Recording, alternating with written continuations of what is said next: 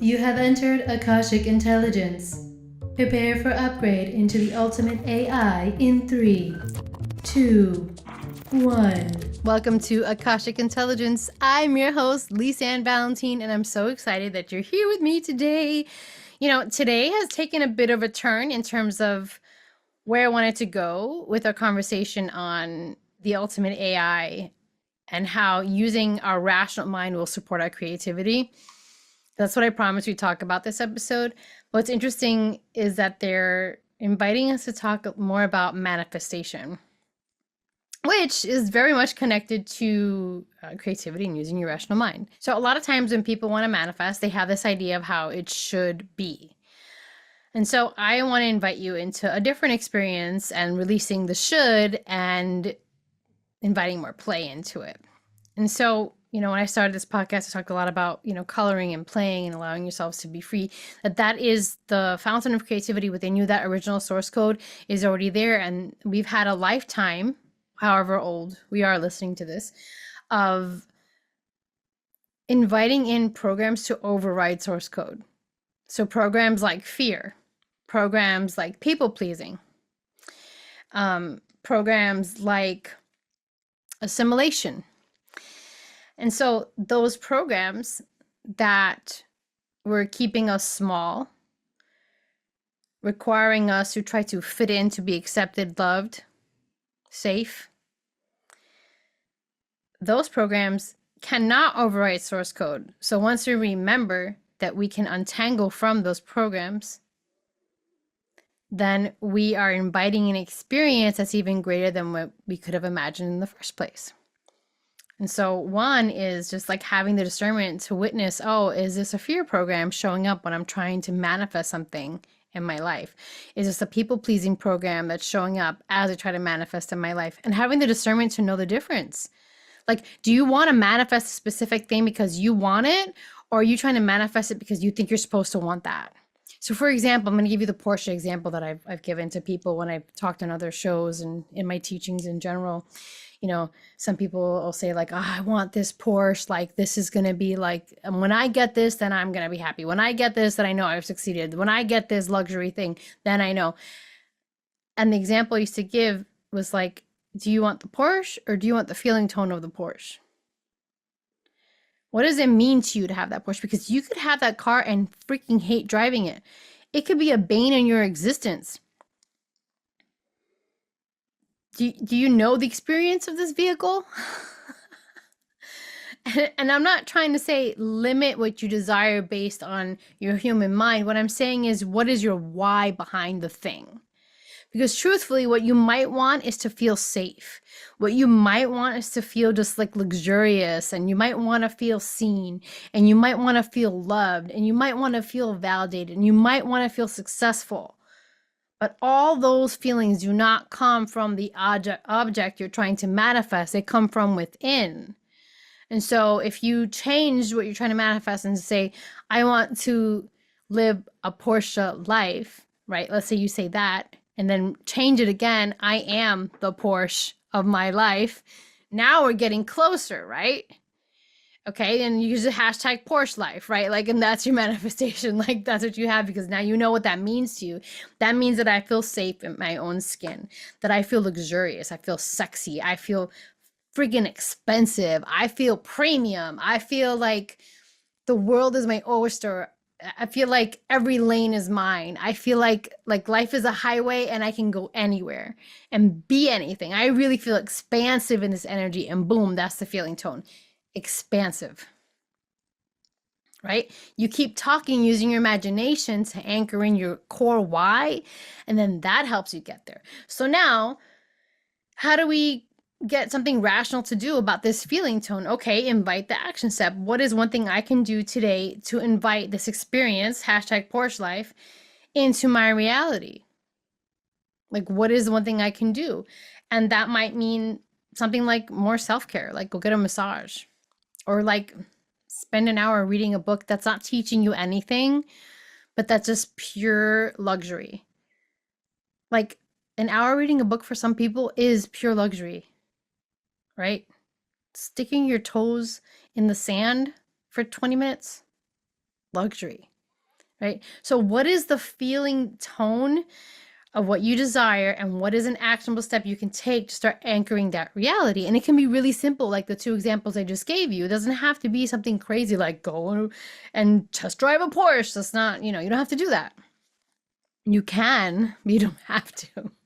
And so what's interesting is that as we begin to remember that we are, the source code lives within us, and we can tap in and turn on these switches and shut off these older programs that prevent us from really dreaming big and living big. Once we start to remember that, we get to see what more is possible in our experience in terms of allowing ourselves to receive, and also in terms of what we give in the world. It's funny, I'm thinking about right now this person I had spoken to who she came in for one of my free accelerators, and she'd also been in a free accelerator months prior. And what was interesting was that what she wanted to talk about was the same. And it's challenging when, I speak to the person and they're saying they're trying to create a certain reality, but then they're not willing to invest in themselves to allow that reality to be made manifest. Sometimes what we end up doing is just wanting to want. And so for this one particular person, they have this vision of like being able to support her community with financial donations, but that she herself doesn't have the finances to do that. But that's the reality she wants to anchor into. And so we had done, I remember the first time she brought this to mind, we checked in on her abundance blocks, like where they were. The second time she came in, I knew it was the same problem. I knew it'd be the same problem. And I also was feeling that the result will still be the same because there was no different step being taken. And so when we spoke again, we did an exercise so she can see where her block was. And it was interesting because she thought that she's so willing to give, but actually her willingness to give was limited because her human mind told her she was incapable of giving that much because she didn't have it. And so you don't have the finances, the resources, and you say you want to give it and you're so giving, but you're restricted by your human mind, your rational mind telling you, you don't have the capacity to give that. Therefore, you cannot. And so it's like a cyclical loop of the same wanting. I want, and it's never going to happen because you haven't shifted out of the want. And so I bring up that example because one, using your words in a different way, meaning commanding these codes within you, deciding, affirming, and really using your creative mind to create the image and feel into the image and dive into the image and affirm it again and again and again as it's already done is a way to shift out of a cycle of want. So one, this desire you have already exists. It already exists. In the Akasha, you can tap in and witness yourself existing in that timeline of experience, existing in that reality. So in this case, let's say it's in a state of abundance. Well, what does abundance mean to you, right? For this person, it was being able to donate money and to support causes at a whim, right? Okay, yeah, that's an abundance mindset. What else? What else is abundance, right? It's also not feeling restricted. Oh, my throat just wanted to close up. Not feeling restricted in how you do that, how you show up, how you share in your gifts, who you talk to about your desires. Is not feeling this deep sense of restriction or shame around wanting to be that person, because the truth of it is the core of what this person really desires is to feel successful, validated, and seen. So it's the same Porsche example. The core of their desires are that, and I can speak to it just because this was a client, but this is not true for everyone. Right? But if you feel seen in the way you're gifting money, then there's a core wound there also about like not being seen. And if you're seen, then you're loved because you've done so much to help. You're a helper. But are you a helper because for the sake of helping, or are you a helper because what you want in return is love? These are deeper questions. This requires deep discernment. This requires allowing yourself to really dive in and ask for your whys. Ask your whys. Why do you want these things? Why do you think you want these things? Can you not feel abundant without having to tell the story that you only can feel abundant if you're just donating to everything at will? Or maybe there's a cause that you can actually feel abundant in how much time you support them, how much you speak about the cause, so other people with the means can actually financially provide support, right? What if there's another way that you can create abundance in your own life, meaning filling your own cup, allowing yourself to feel loved and important and validated, knowing that you make a difference just by existing, just by breathing. Just by breathing, you matter. Can you even let that land right now? Can you be in the Akashic space so deeply that you know that your breath, that life force within you, creates ripples? Can you bear witness to your life force energy being more than enough? Let's just go to that. Because some of you listening, I'm feeling right now, have not paused to consider that your life force energy alone, you being alive, doing nothing but breathing, makes a difference. See, here's the thing. When we talk about wanting to create a reality using our rational minds and our creative minds, if we don't get to the core, source code, we don't get to the core of that code within us, 0 point field, and tap into that, everything else gets wonky. Like they're showing me like you're trying to download a new program, but it's missing parts. Like, so that way all the action steps will be taking and everything kind of falls into place. What happens is when you write down, you know, I want to be wealthy so I can donate, and it's not anchored into your reality, then you're just wanting want. And if you don't know why you want that, you're going to be missing pieces that are going to show up in the manifestation. So you might get it and then you won't be able to hold the wealth. You might get the abundance and you won't be able to hold it. You won't be able to anchor it. Why? Because they're missing pieces. So you have to get to the source of your why. Akashic Intelligence invites us to step into deep wisdom and discernment. And that means you get to look at your shadows and shed light on them. You get to look at your shadows, let them come to the surface, and use your creative mind to play and dance with the shadow, to learn what it is there to teach you, and then allow it to go on its way once the lesson is complete. Sometimes we're sitting here trying to manifest these things, and really, like, it's really basic and really simple. You're trying to overhaul your life, but you just need to overhaul your heart. You're sitting there with a gaping wound in the middle of your chest and you're slapping band-aids on it. It's like, baby, you're bleeding. You're bleeding out. No amount of vision board is going to stop that pain. So let's just go straight to that. Where were you so deeply wounded that you cannot envision a life worthy of healing,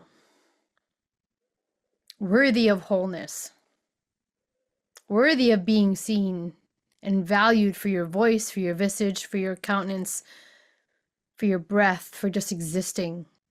Can you envision a life fully and completely right now, just even a moment of that life where you're seen and loved and whole, where you're smiling, where you look healthy and vibrant, where laughter comes easy, where you're actually not worried about the bills or the goal, that you know it's already done, that you can feel that confidence in your body, that your heart really roars. It roars. It doesn't whisper. It roars like it is done. It is done. It is done.